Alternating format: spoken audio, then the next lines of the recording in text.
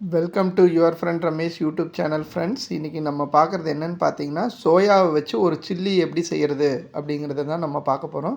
இது ரொம்ப டேஸ்டியாக இருக்கும். நம்ம தேவையான பொருட்கள் எடுத்துக்கலாம்.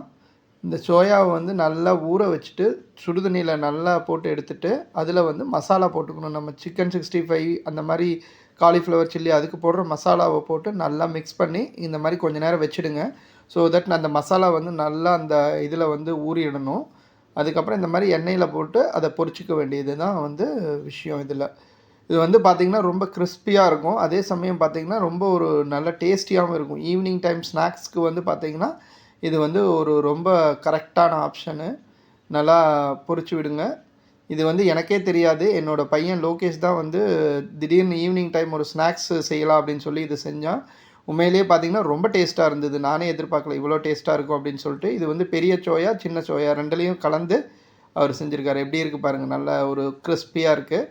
இந்த டிஷ்ஷை வந்து நீங்கள் உங்கள் வீட்டில் இருக்கிறவங்களுக்கு செஞ்சு கொடுத்து பார்த்துட்டு அது எப்படி இருக்குது அப்படின்னு சொல்லிட்டு கமெண்ட் பண்ணுங்கள். மறக்காமல் நம்ம சேனலை வந்து சப்ஸ்கிரைப் பண்ணுங்கள். தேங்க்ஸ் ஃபார் வாட்சிங் your friend Ramesh YouTube channel. Thanks friends.